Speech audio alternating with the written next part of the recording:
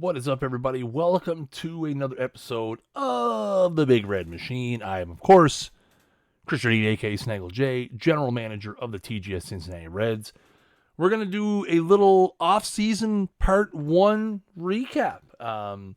Last episode we dissected the Lincoln Lanu trade and talked about where we plan to go from there. And we've made some moves, and we're at the point of the offseason where we're at the Rule 5 draft. So we're into January now. Spring training is just around the corner. And we're getting set for the 2030 season. So we're going to take a look at some of the moves the team's made, and I'll give you guys a bit of an update on what I think some of our next steps are. So again, we had the Lincoln Lanu trade. Again, if you want to see my full breakdown of that, make sure you go back and watch the last episode. We made a minor trade with the Angels. We traded them $750K and got 27-year-old right fielder Philander Munoz, who is a 3-green attribute captain with some solid defensive range in the outfield, 55, and then he's got 70 and he got 80 arm as well, so very, very good defensive player. A little bit stronger against the righties. Again, this is just kind of option acquisition. So something I've really been actively trying to do is upgrade some of our weaker defensive spots, with right field being one of those. What right field was kind of a big hole for us with Lujan out there, who's not great defensively, and the idea of maybe moving Lujan to designated hitter, which I'm going to talk a little bit more in detail about on the latter half of the episode. But again, this was one of those things. Munoz was a guy, he was available, relatively affordable, solid defense.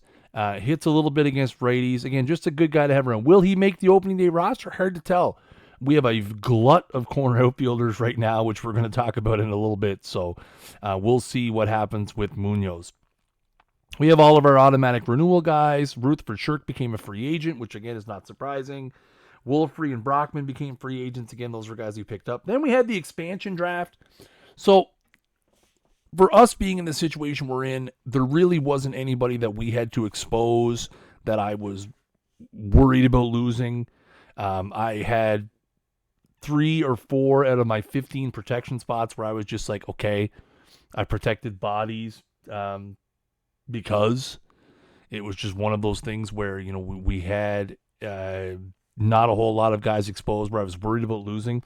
We did lose 2 players, so we lose 2 starters, J.C. Struck and Brody Risbro. So Struck, actually we lost Risbro first, so we'll go to Risbro. Risbro, the only thing that we really had working for him was that he made the minimum.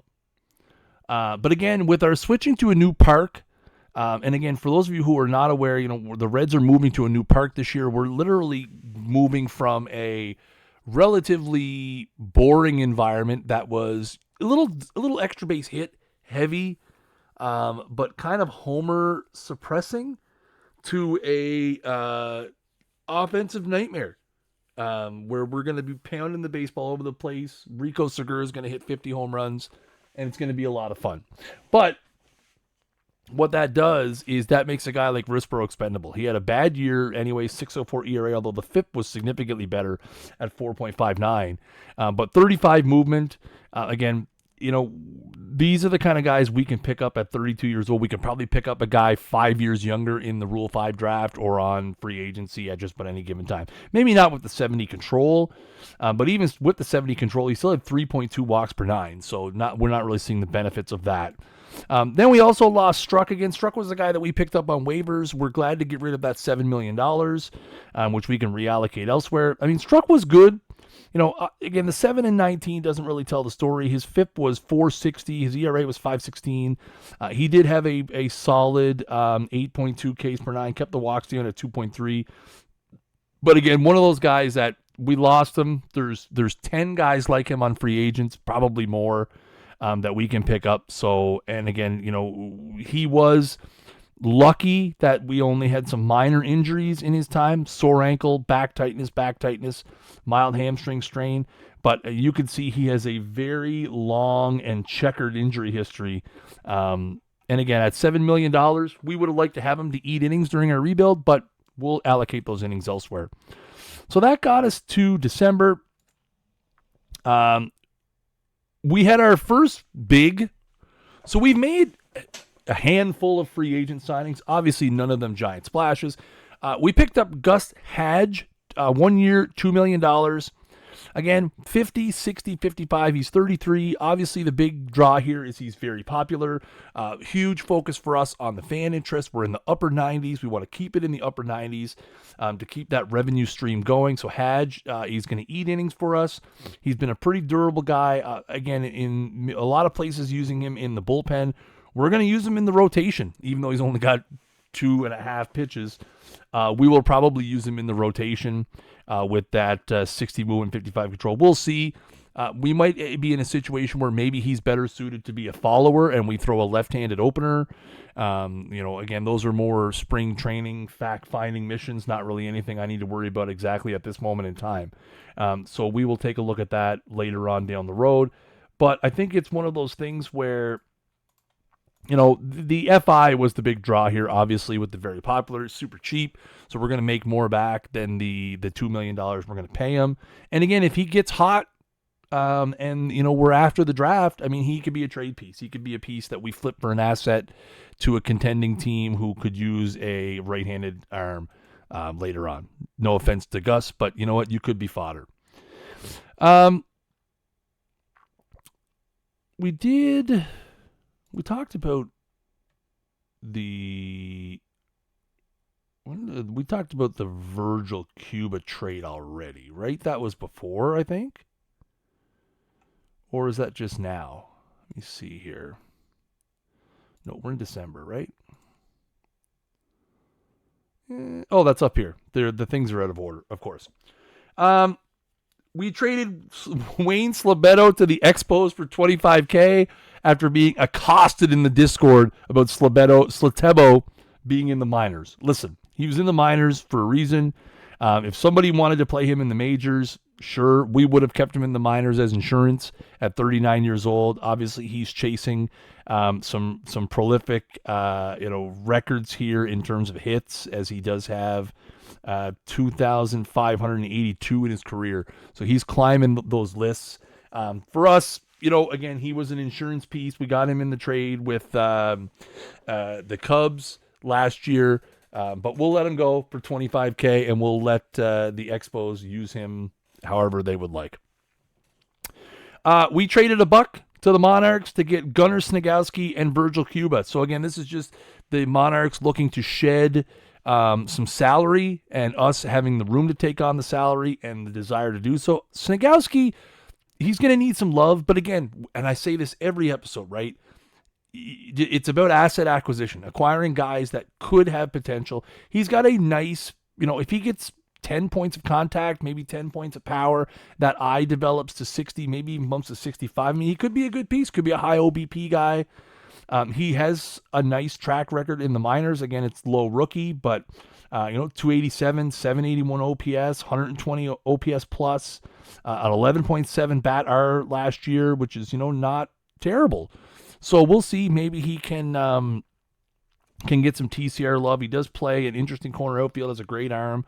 We'll see how that goes. And then obviously Virgil Cuba, who has been around. He's been around. He's been in the big leagues since 2021, I think. 2022, since he was 21 years old. A big contact guy. He's hitting in his career. Wrong button. He's a 300 hitter in his career, right? He's at 302. Has a 772 OPS. He averages 5 homers, 55 RBIs. This is one of those things where we're very likely to move Cuba before opening day, I would think. Again, big glut of outfielders. But if we end up hanging on to him, he does give us a V left option, which we do need in the outfield, which we were able to duplicate with the signing of Keegan McDonald, which we're going to talk about in a minute. The big thing here is he makes $9 million, but he does have a couple of team options after this that we're most likely declining. I can't see us keeping him around at 11.25 unless he absolutely catches wildfire and has an unbelievable season to the point where we can't get rid of him. So again, a nice body, an asset, and one that we'll see how much longer he's on the roster. Hard to say. Not a bad deal, right? We give away $1, we get a potential TCR guy and a potential asset. So for us, it's really only a net positive. Our next free agent signing was Noah Salas, a guy that we had tried to sign 2 years ago, tried to sign him last year, finally got it done this year. We got him for 2 years at $5 million total, which again, for a guy that is nationally well known and locally popular, is great. Great traits. He's a captain as well, so he fills in another captain spot on our box with Philander Munoz. So it gives us some options in case we have to get rid of Munoz. It doesn't leave us captainless. He'll be a nice complement to Grover Siedzinski. Again, a nice profile here. He hits righties better than lefties, so we'll obviously try to use that to our advantage. So, and again, he's only 29. So just a nice, good piece here. You know, he had 284, had 736 OPS last season in 236 ABs. So a productive guy. I'm sure, again, with the FI boost and the ratings we have here, again, not super great catcher defensively, but we can work around that. We should be able to get our money's worth out of that. Then we signed Dixon Schmidt to a $1.5 million deal for 1 year. This is just lefty reliever type stuff, right? 55, 60, 55, get 2 great pitches. Hasn't ever pitched in the big leagues. He's spent 4 seasons in a row at AAA. But we're going to give him a shot. We're going to give him a shot as a situational lefty in the bullpen. He does have 55, 60, 55 against lefties. So we're going to try to get him in there against lefties in the bullpen and see if we can make that work. He's 28. And he is renewable after that as well, I believe. So we'll see. You know, again, need lefties in the bullpen. Always got to have those options. I like to crank up my lefty-righty split slider. So we'll see how that goes. Then we signed Keegan McDonald. I talked about this earlier. 1 year, $2 million. Again, this is another VL bench or corner outfield bat, 60, 55, 50, 45, 65 against lefties. A very nice left profile. He's Canadian, which helps. He's 32, so again, a bit older. 70 speed doesn't hurt as well. Not the greatest of defense in the outfield, which is kind of a bummer. But again, that's for $2 million, a solid VL corner outfield bat. And again, another guy that I think we would be able to trade after the draft towards the deadline. VL corner outfield bats, not super plentiful at the moment. If you take a rip through the Discord, there's a lot of people looking for VL outfield bats. So again, Keegan McDonald could be a guy we end up flipping later on. We shall see. And then we had another little trade. We finally got rid of Carson Caston, who I was done with his foolishness. Don't really ever think he was going to develop. It's going to be interesting to see if at 26, you know, he'll be close to 27 by the time opening day rolls around, if Pittsburgh can get anything out of him. Again, with the acquisition of Redford Jones in the Lanu trade, Carson Caston was pretty useless to us. And instead of losing him through the Rule of 5 or through waivers or something, we decided to flip him and get something back for him. He only hit 208 in the big leagues with us, only OPS 568. I don't see it. It did also cost us corner outfielder Eugene McGibbon. Now, we have a ton of corner outfielders at the big league level and a ton of corner outfield prospects. So this is just us trading from strength. I like McGibbon. I think he's one little bit of TCR away from being a great corner outfield option. He plays great defense in the outfield. He has great speed, can steal some bags. He had 15 last year, 20 the year before that. And again, you know, you get a couple of these, get this up to 60. This could be a nice little corner outfield bat for Pittsburgh. What did we get in return?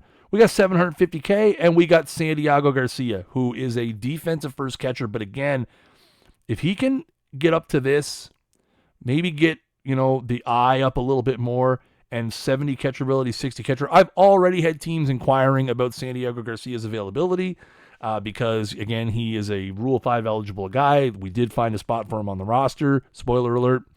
But again, just a guy that could be, you know, in high rookie. He hit 303, had an 805 OPS, and my guess would be his fielding stats were pretty good.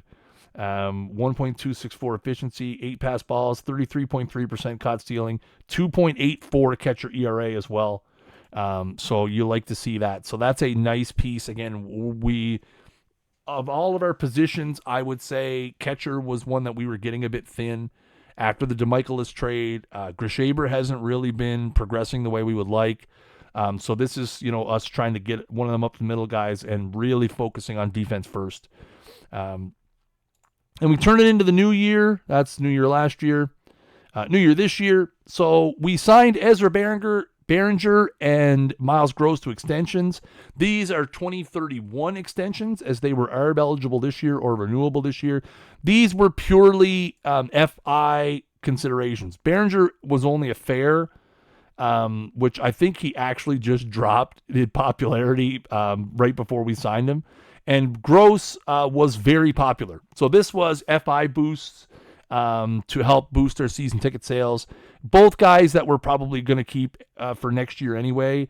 Gross is a fan fave. Again, he's ARB eligible. He's got a couple years left. He's been pretty good for us as we go through this rebuild. Behringer, who missed the entire season due to injury, but was really, really good after we acquired him from Detroit in 2028.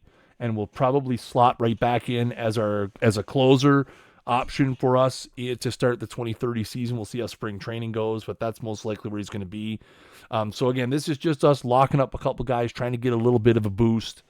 And then our long national nightmare ended with the trading of Terry Barnett. A lot has been made about Terry Barnett and the 5-year deal that he signed with the Reds' previous general manager and the opt-outs involved and whatever. As he approaches 37, right, the ratings have held. Again, he's a liability in the outfield. At this point, he's probably better serviced as DH.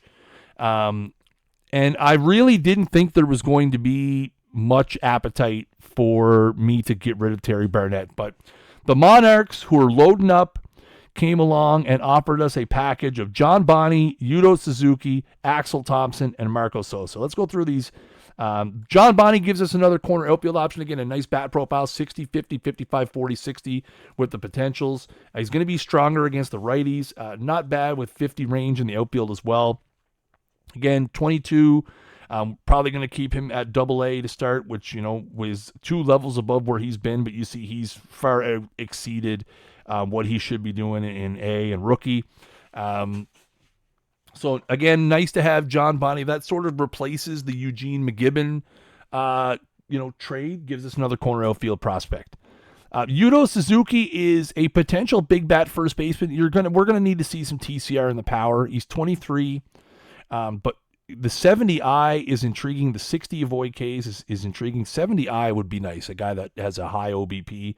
Again, if we could get this power TCR'd up to 60, 65, I mean, God forbid 70, we could have something here. The downside with Suzuki, 3 bad traits, which again is something as you guys know, in my tenure in the league, I've tried to avoid the bad traits. But this is one of those ones where I was willing to take a flyer on Suzuki and see how it turns out. Axel Thompson is a 70, 70, 70, 80 infielder. He also is a 65, 70, 65 outfielder. So at the very least, super defensive utility guy. Again, not much in the way of a bat. Probably going to be somebody that we're going to start he's in low A now. I don't know if that's where he's going to start. I think he might end up being in double A because I think we could use a defensive shortstop to help stabilize our double A team, but we'll see. That's a few months away in game still before we got to worry about that. But again, this is a defensive first infield outfield option for us potentially in the future. Nice piece to get. And then Marco Sosa, who's just a potential TCR guy. He's a 20-year-old guy hanging out in the lower part of the minors. He does have nice profile. He's got the spark plug, high adaptability, high work ethic you like to see. He's just a 2020. But again, you got some signs of life here. We'll see if we can get him into the system and see if we can maybe get lucky here.